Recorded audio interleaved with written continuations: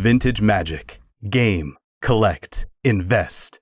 For more information about our consulting and professional services, visit vintagemagic.com.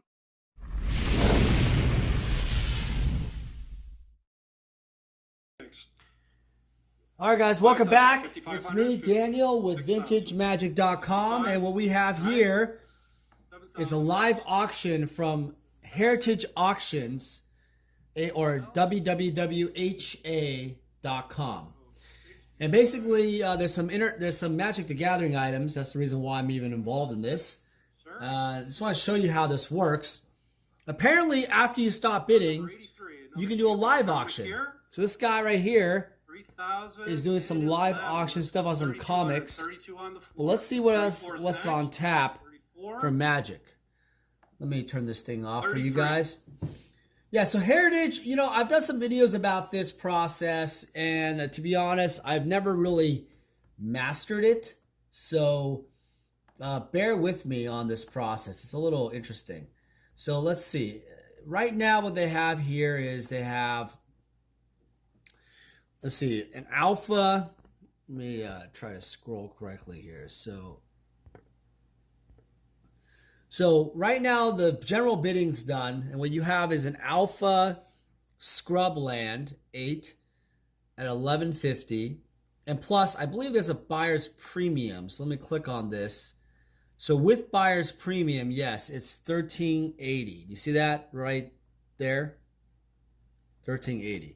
So Heritage adds 20% for any item you buy, and the premium for this case is $13.80.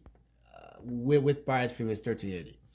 So, I mean, the question is this market value, right? And so the way you can go about this is you can go to ebay.com, and you can go to Alpha Scrubland. Question here is it market value? So let's see what we got here. We got highest.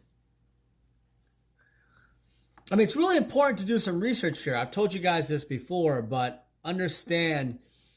So here's one right here. Here's 7. These are all buy it nows. And 8 is, this is an 8, but remember, 8 doesn't mean it's mint. It's pretty played. There's a lot of playware here. The back looks pretty, let's see. The back looks pretty good, actually. Yeah,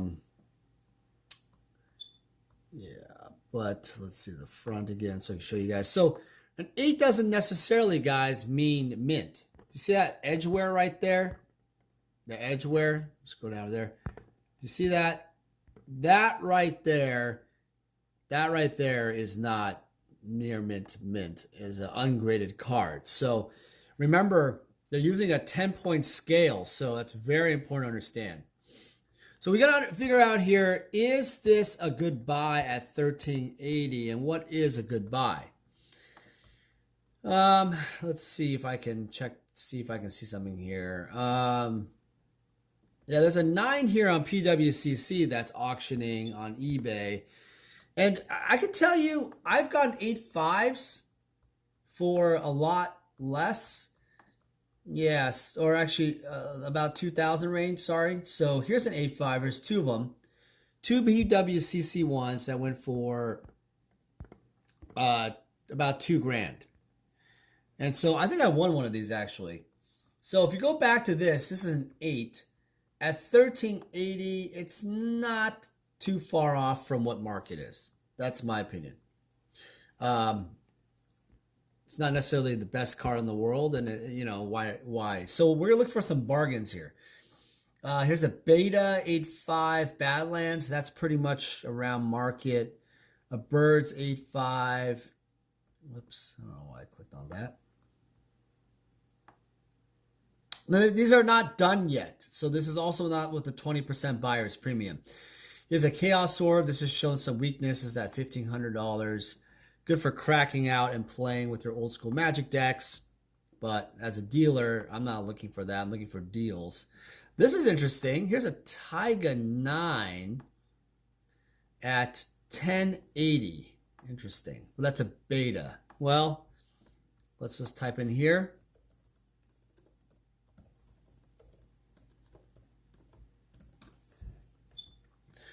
You want to go completed auctions. That's important because that's your main metric. So these are completed auctions. Yeah, so there's 185 PWCC for 1500. This is a 9, but has the market declined? That's the question. So ever since that sale back in September 20, that's like 2 months ago, is the market in a decline? And you want to see that because if the not sold or the actual items for sale now are not really, they're being fire saled, then there's a problem. So no, I don't see any 9s that are really low. So 1080 is not necessarily a bad deal. So let's look at the card.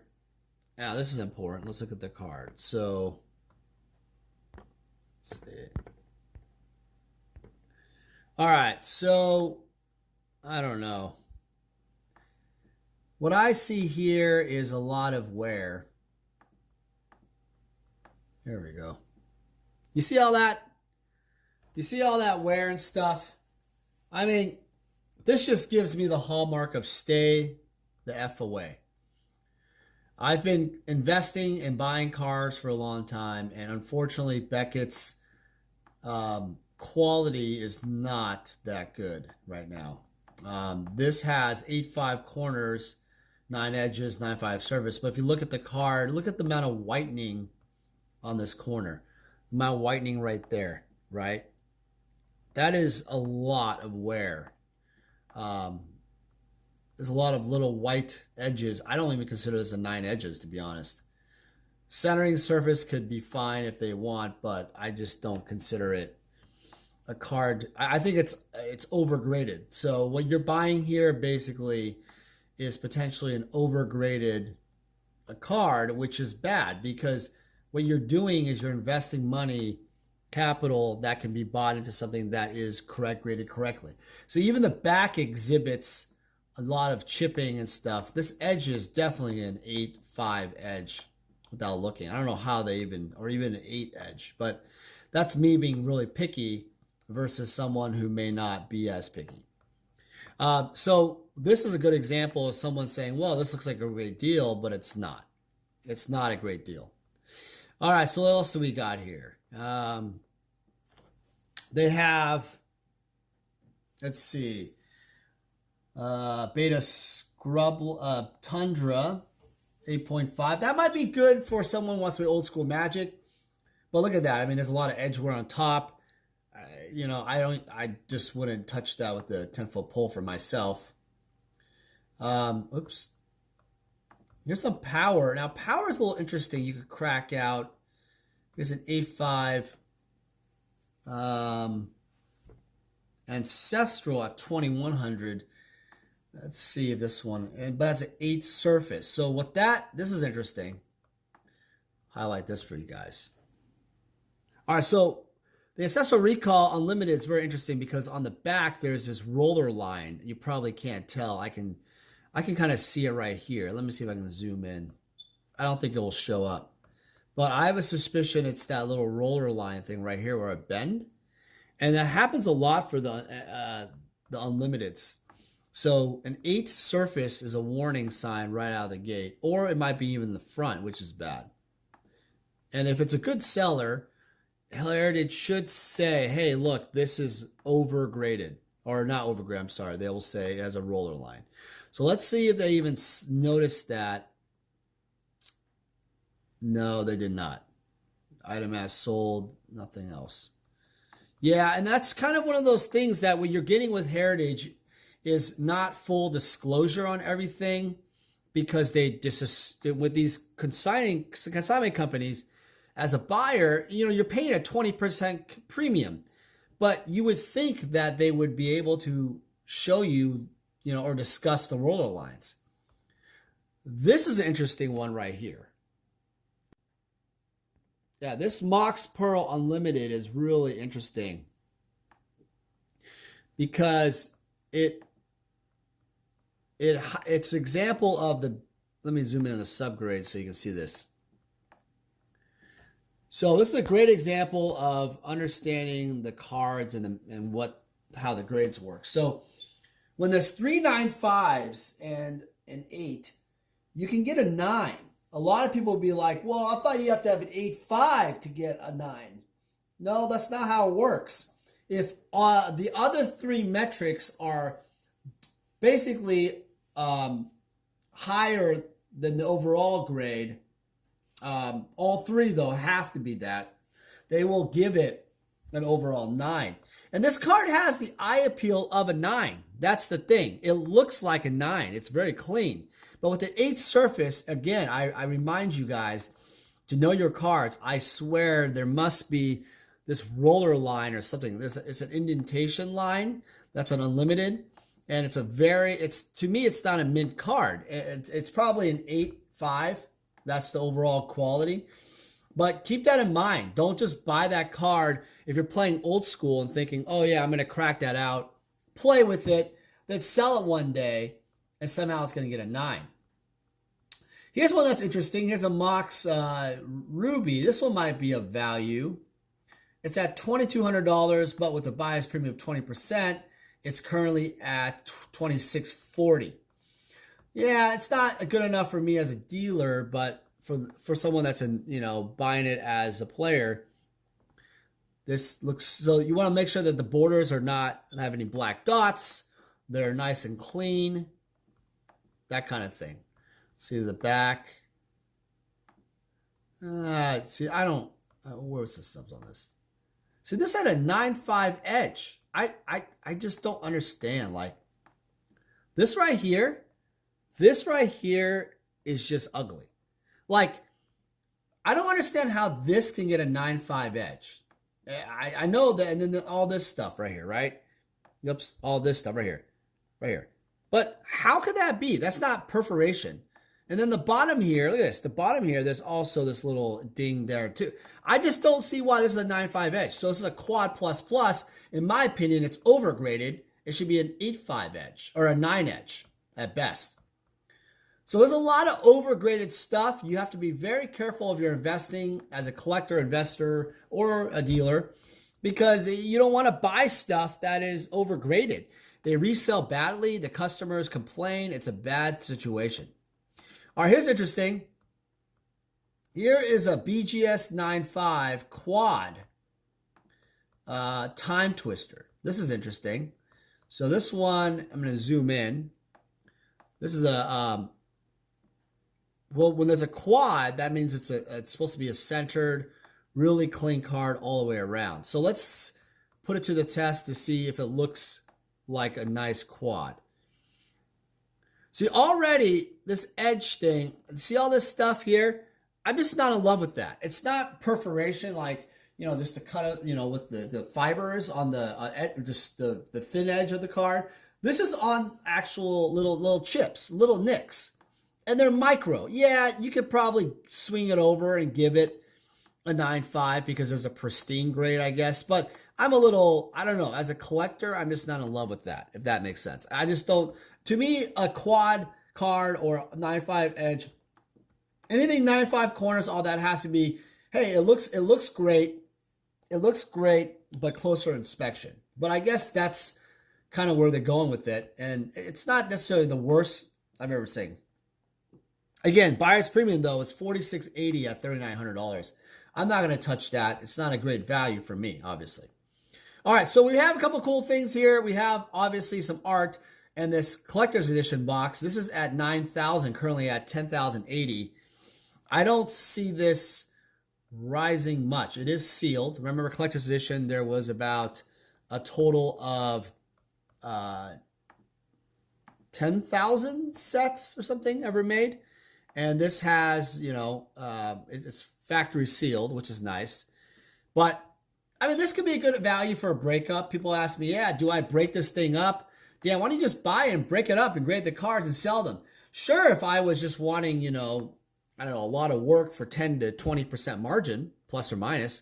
But that's not worth it. It's just time value of money. Time value of money. Here is the Wyden Ifrit. This is the original artwork. Currently at 16,500. This is a Drew Tucker piece. And I'm going to try to, why is this? Yeah. This is a Drew Tucker piece. This is for the Arabian Nights set. Really iconic piece of art for those who love Magic. Story goes, I actually own the other 4 Arabian Nights art he did. City in the Bottle, Repentant Blacksmith, Herd Jackal, and Dan Dan, the famous Dan Dan. Dan Dan was stolen, and I actually sold it years ago, and stolen in a car. A guy, the collector who owned it, who I sold it to, left it in a rental car, and yep, good old Seattle, it broke into the car. Little interesting. Drew has it's all watercolor, maybe a little pencil, but very interesting style. The Ifrit, I mean, it just doesn't, it looks more like fine art, right? It's different. It's not the typical Magic, like, oh yeah, that looks like an Ifrit. No, Drew's style was always more about, I guess, the kind of let you decide what it is, you know, what's going on. Also, the narrative was up to the viewer, which is really cool. I'm not going to bid on it. I do invest in art, but at 20K, basically, it's probably going to go to 30K. I'm just not that interested in it. Here it is. It's in its frame. This is, by the way, a classic style people frame all the time. Not really in love with this style. Here's the art mat, and then also you have, I think, a card. Obviously, there's no artist proofs for Arabian Nights in the back.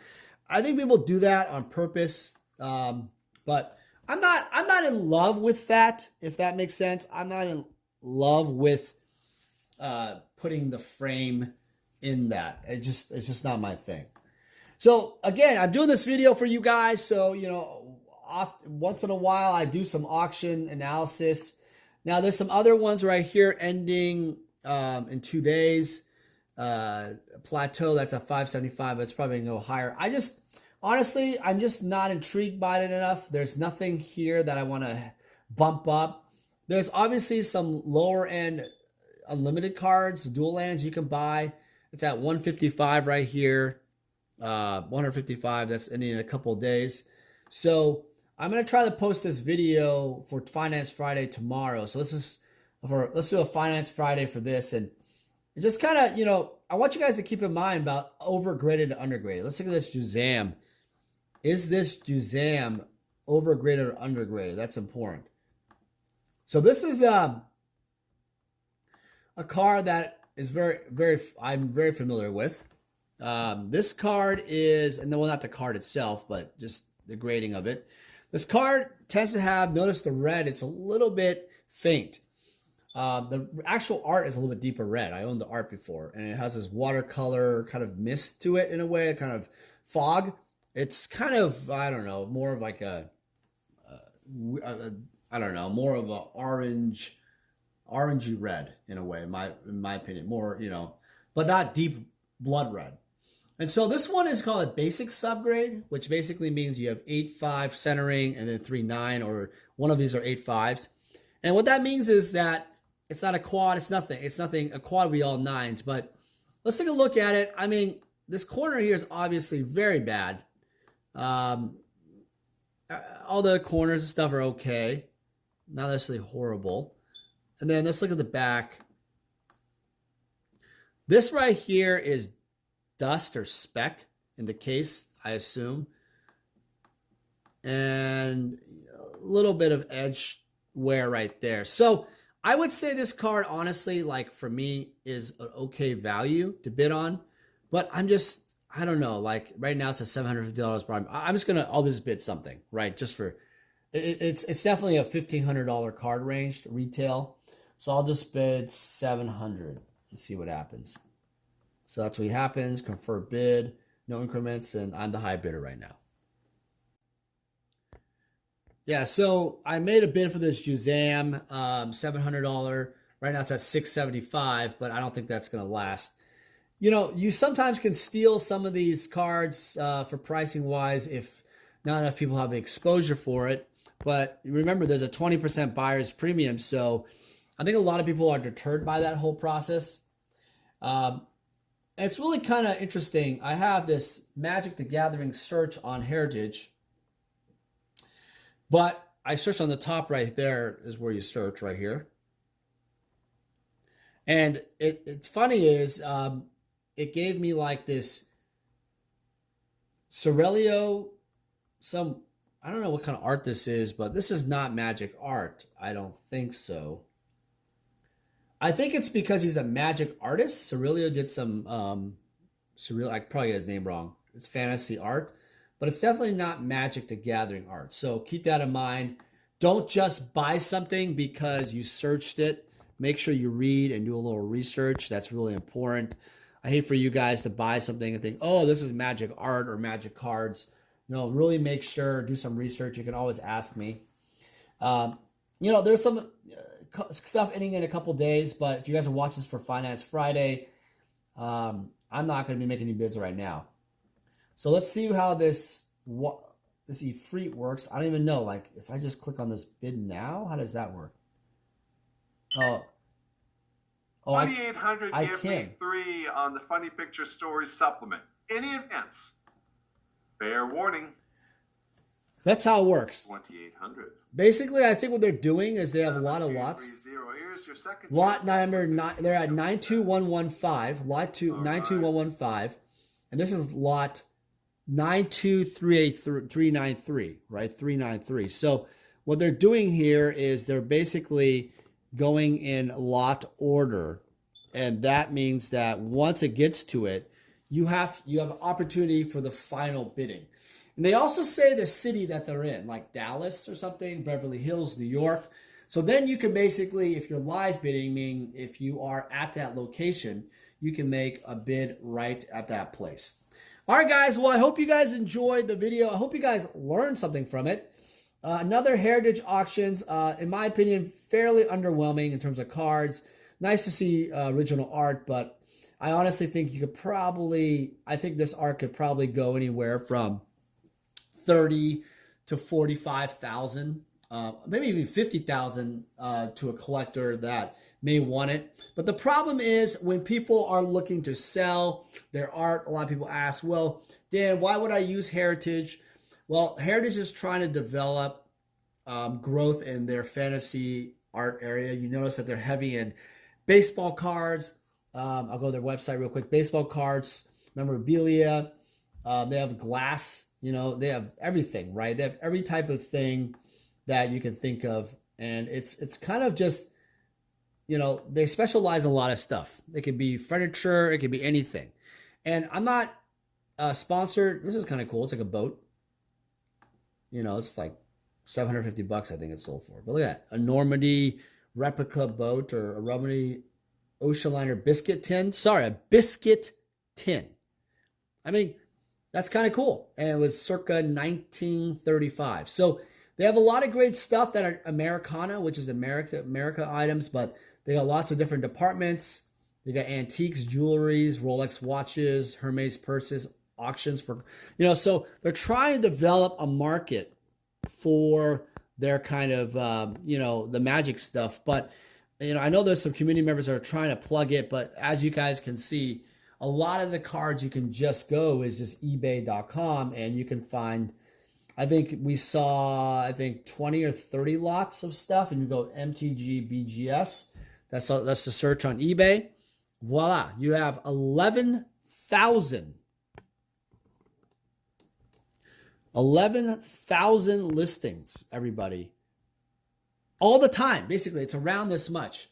You get a lot of listings of Magic the Gathering rarities all the time. And I'm not promoting one or the other, but I will say eBay is a lot more, has a lot more action, fast, much easier way to do auctions. Here's our listing.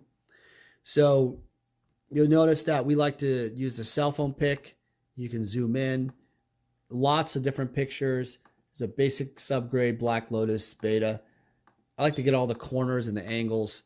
But, that's the thing is people don't understand like eBay is so easy to use, and there's no 20% buyer's premium.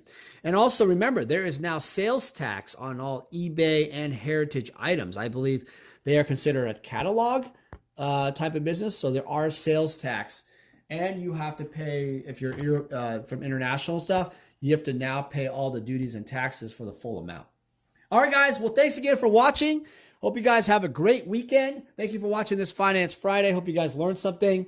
We'll talk to you guys next time. I'll be analyzing some PWCC auction stuff this weekend and some undergraded cards people have been sending to me. I have to do a video. It's pretty alarming. Stay tuned. Hey everyone, it's Daniel Chang with VintageMagic.com. In this video, I want to run through our consultation service on VintageMagic.com. So what's really exciting to me about the consultation process is meeting you. I've met so many incredible people in the Magic the Gathering industry all over the world, and this consultation process is the key part to a successful working relationship. Getting hold of me is very simple. You could call or email me. We'll talk more about your needs. From all that information I gather in our call, typically about an hour long, I'm going to determine the best solution for you. So because we have such a suite of services that we offer, I'm gonna sit down with a follow-up call, and then we're gonna go off and determine what the best path is. I have experience in handling conversations in regards to large collections of artwork, sets of cards, either if it's graded or ungraded, raw cards. I also have dealt with collections with lots of misprints and oddities. Altered cards, sketch cards, and artist proofs are also one of my specialties. My experience in Magic Gathering has gone to any level of collecting you may have. I look forward to working with you. Vintage Magic. Game, collect, invest. For more information about our consulting and professional services, visit vintagemagic.com.